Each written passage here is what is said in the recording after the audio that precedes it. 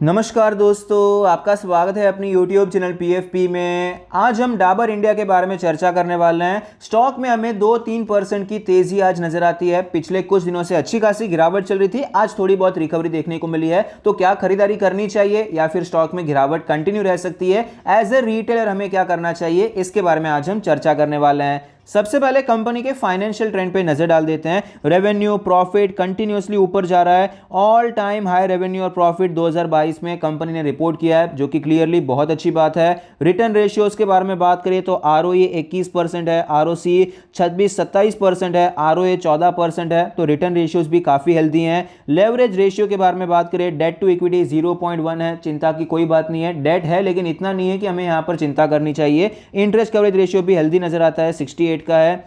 Share holding pattern के बारे में बात करें, टोटल प्रमोटर होल्डिंग 67% है, mutual fund 3%, other DII 1%, FII 20%, retail and other category में 8.5% की हिस्सेदारी है। शेयर होल्डिंग पैटर्न आपको अच्छा नजर आता है। प्रमोटर के पास 50% से ज्यादा की इक्विटी भी है। इंस्टीट्यूशंस का भी अच्छा खासा इंटरेस्ट है। अगर डीआईआई थोड़ा और इंटरेस्ट लेते तो ये अच्छी बात हो जाती। रीसेंट ट्रेंड के बारे में बात करें तो कोई मेजर आपको चेंजेस देखने को मिले ही नहीं है। आपको यहां पर मुश्किल से आधे % का चेंज दिखाई पड़ता है। वैल्यूएशन के बारे में बात करें, 53 का पी रेशियो है, सेक्टर का 47 है, प्राइस टू बुक रेशियो 10 है, सेक्टर का 9 है। तो बहुत ज्यादा महंगा स्टॉक है हम नहीं कह सकते हैं। सेक्टर के साथ ही आपको यह चलता हुआ नजर आता है।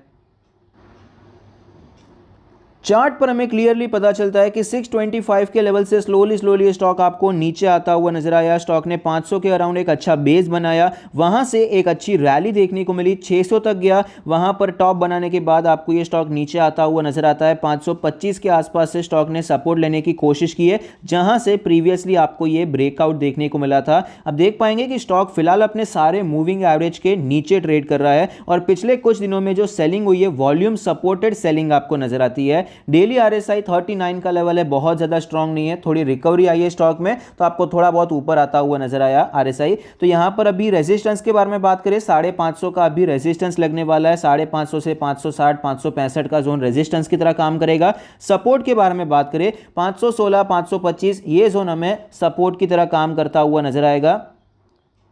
ये जोन हमारे लिए सपोर्ट की तरह काम करेगा और ये हमारा रेजिस्टेंस जोन हो जाएगा। वीकली चार्ट पे चलते हैं। वीकली चार्ट पर आप देख पाएंगे सपोर्ट तो वही रहेगा, रेजिस्टेंस ऊपर शिफ्ट होता हुआ नजर आएगा, जहां से ये सेल ऑफ देखने को मिला है। 570 का लेवल रेजिस्टेंस की तरह काम करेगा। मंथली चार्ट पे चलते हैं। मंथली चार्ट पे आप देख पाएंगे हमारा जो सपोर्ट है 500 रुपए का लेवल रहेगा और जो रेजिस्टेंस हमारा है 600 रुपए का रेजिस्टेंस हमें दिखाई पड़ता है। फिलहाल स्टॉक ऑलमोस्ट बीच में आपको ट्रेड करता हुआ नजर आता है, एकदम सपोर्ट के पास भी नहीं है, एकदम रेजिस्टेंस के पास भी नहीं है। तो फिलहाल हमें करना क्या चाहिए? अगर हम स्विंग ट्रेड करना चाहते हैं तो सबसे पहले हमें यहां पर डेली चार्ट पर जो रेंज बनाई थी वो निकालनी पड़ेगी। डेली चार्ट पर हमें ये रेंज दिखाई पड़ती है, सपोर्ट और रेजिस्टेंस हमें यही नजर आते हैं। तो फिलहाल यहां पर देखने जाएंगे तो ना ही सपोर्ट के पास है, ना ही रेजिस्टेंस के ऊपर है और एकदम बीच में आपको ये ट्रेड करता हुआ नजर आता है। तो ऐसी सिचुएशन में स्विंग ट्रेड करने का मेरे हिसाब से कोई फायदा नहीं है। यहां पर आपको स्टॉप लॉस बढ़ा लेना पड़ेगा, टारगेट कोई खास मिलेगा नहीं, 1:1 भी मुश्किल से मिलेगा। तो स्विंग ट्रेड अभी के लिए तो अवॉइड करना चाहिए। अच्छी कंडीशन क्या हो सकती है स्विंग ट्रेड के लिए? अगर ये स्टॉक आपको कुछ इस प्रकार का पैटर्न बनाता हुआ नजर आए, सपोर्ट के आसपास यहां पर आपको इस प्रकार से कुछ ट्रेंड लाइन नजर आती है, तो हम स्विंग ट्रेड यहां पर करने के बारे में सोच सकते हैं। या फिर जल्दी रिकवरी हो जाती है तो इस प्रकार से कुछ होता है तो स्विंग ट्रेड ले सकते हैं। छोटे स्टॉप लॉस के साथ तभी एंट्री मिल पाएगी, तब तक के लिए अवॉइड करना है। और पोजिशनल ट्रेड के बारे में बात करें तो पोजिशनल ट्रेड में भी यहां पर ये इस प्रकार का अगर कुछ बनता है तो ये हमारे लिए एक अच्छी अपॉर्चुनिटी हो सकती है। उसका रीजन क्या है? क्योंकि यहीं से ब्रेकआउट हुआ था तो ये एक अच्छा सपोर्ट एरिया है। यहां पर पोजिशनल ट्रेड के लिए 25-30% की क्वांटिटी के साथ हम एंटर होने के बारे में सोच सकते हैं और अगर हमें फॉलोअप मिलता है तो हम अपनी क्वांटिटी बढ़ा सकते हैं। इस प्रकार से हमारा पोजिशनल ट्रेडिंग का प्लान हो सकता है और यहां पर भी पोजिशनल ट्रेडिंग करने के बारे में सोच सकते हैं, लेकिन पोजिशनल ट्रेड की जगह पर यहां पर स्विंग ट्रेड प्रेफरेबल रहेगा। और यहां पर अगर ऐसा कुछ होता है, ट्रायंगल टाइप का आपको यहां पर बनता हुआ नजर आता है, ब्रेकआउट होता है ट्रेंड लाइन का, तो यहां पर पोजिशनल ट्रेड के लिए रिस्क रिवॉर्ड रेशियो काफी ज्यादा अच्छा फेवरेबल रहेगा। लेकिन मेन पॉइंट मैं ये वीडियो में जो बताना चाहता हूं वो है लॉन्ग टर्म के लिए। अभी स्विंग ट्रेड के लिए या पोजिशनल ट्रेड के लिए कोई खास ऐसा सेटअप बना तो नहीं है। ये अगर बनता है तो कर सकते हैं, ये भी डिस्कस कर लिया है। लेकिन लॉन्ग टर्म के लिए करंट मार्केट प्राइस पे चाहे तो आप खरीदारी करने के बारे में सोच सकते हैं। अच्छा स्टॉक है। यहां पर मेन चीज जो मैं बताना चाहता था कि आपको एक बहुत स्ट्रांग यहां पर अपमूव देखने को मिला।